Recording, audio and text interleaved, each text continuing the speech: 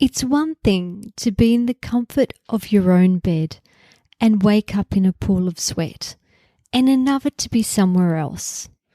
Many of us are travelling for celebrations and family reunions this holiday season, and it got me thinking about how to best prepare for this, especially if you normally struggle with night sweats. So I have come up with a few suggestions that I'd like to share with you. You're listening to Menopausenaturalsolutions. This is episode 142, Night Sweats and Travelling.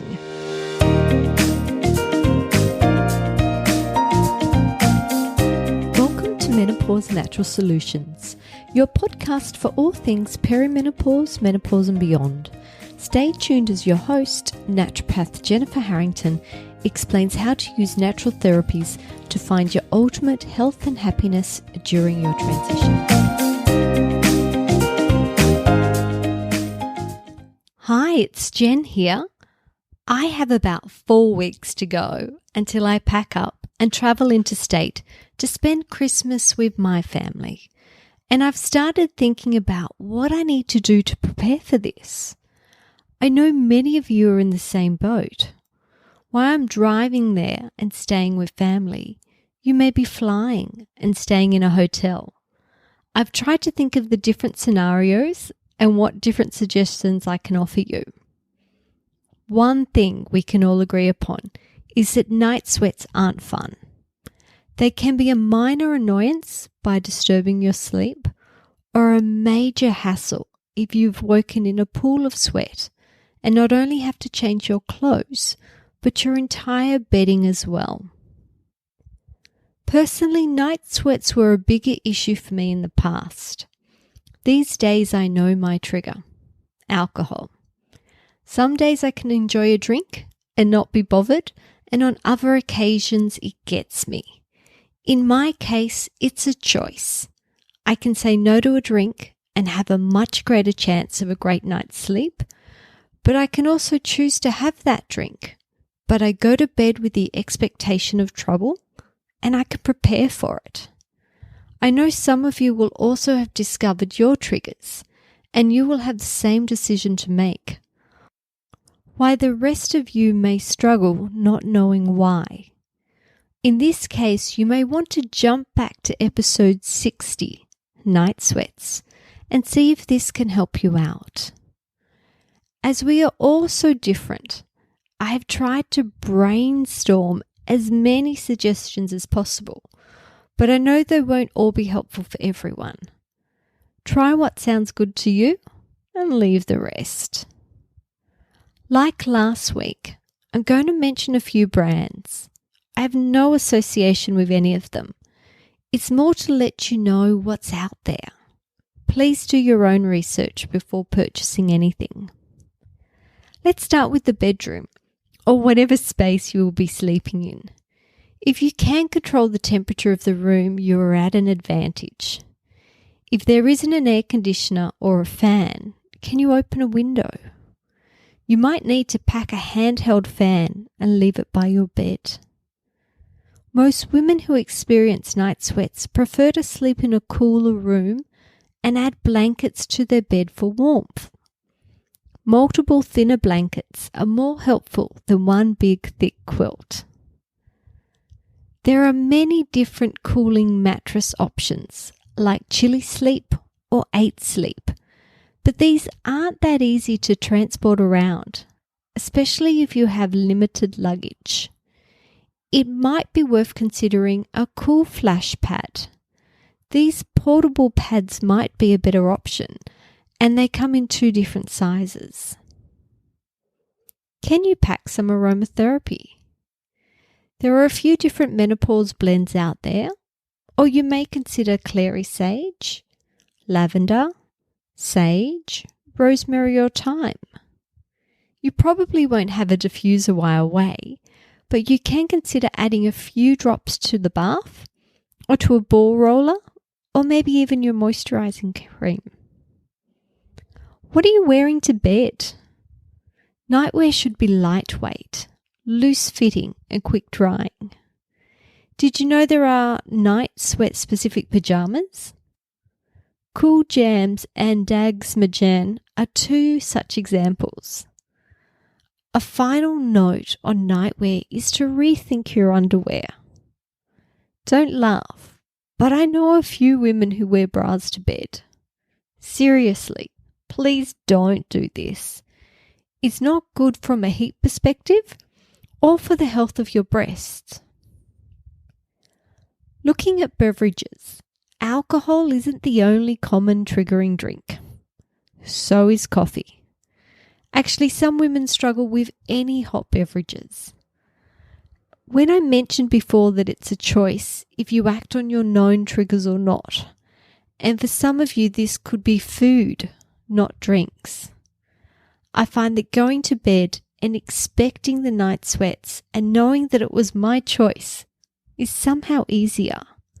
I make sure I have a big glass of water with a dose of electrolytes before bed, and I have another one waiting for during the night. I have a handheld fan in reach and a wet face washer and a hand towel. Wear the coolest jammies and the thinnest blanket. Common food triggers include spicy foods and sugary foods, plus any individual food intolerances like gluten or dairy. When bedtime rolls around, don't rush into bed. Think about how you can set yourself up for success. Some women find a warm shower or Epsom salt bath a nice way to start this process. You may like a warm cup of sage tea. Sage is a specific herb for excessive perspiration. A nighttime stretching routine can help. Next month I have a podcast interview with Justine Thompson, a menopause yoga instructor. One stretch she recommends involves laying on the ground, putting your legs up the wall, arms stretched out wide, taking a few deep breaths and relaxing into the floor. You will have to stay tuned to episode 145 to hear this discussion, and I promise it's worth it. Progressive muscle relaxation, meditation, and breath work are also good options. These can also be useful if you wake during the night to help get you back to sleep. During the night, think cold and dark. In future episode 146, I chat with sleep expert Dr. Catherine Darley about ways to improve sleep in midlife. It's another not to be missed episode. If you are staying in a hotel room, there are generally so many distracting lights. It's worth covering up as many of these as possible. I know people who take black stickers with them to cover them all up. In the morning, grab your journal out and consider how you went. Some women are surprised to find that they slept better away from home. If this is you, brainstorm why this might be. What's triggering you at home? Maybe you have water damage or mold in your bedroom triggering the sweats. Pets, dust mites, or other allergens could be the problem. EMF, radiation, dirty electricity are other possibilities. There are things you can do during the day to help reduce your risk of night sweats in the evening. The first is daytime exercise. Get up, go outside, see the sights, and exercise earlier. Avoid any strenuous exercise at the end of the day. While you are outside, take your shoes off and ground yourself. Back in episode 95, I dedicated an entire show to the health benefits of earthing. But a quick explanation is to walk around barefoot for at least 30 minutes. It can be on the grass, the sand, the dirt. It's all about the direct contact with the earth that's important. My final point is to remember to pack any prescribed medications and supplements. Going away doesn't mean having a break from these. I can't tell you the number of women I have consulted with who have come back from holidays worse than before they went, as they forgot to pack these essentials. Another essential is your CPAP machine if you need one. Sleep apnea is a major cause of nighttime sweating and disturbed sleep. If you have never tested for this, and your family or friends complain of your snoring while away, I highly recommend you get tested as soon as you get home. Unfortunately, sleep apnea is commonly diagnosed in women around midlife. And if this is you, getting the right treatment can be life-changing. No more night sweats, better energy, better sleep, and the list goes on. But I hope you have found my list of suggestions useful. I look forward to chatting to you again next week. Bye for now.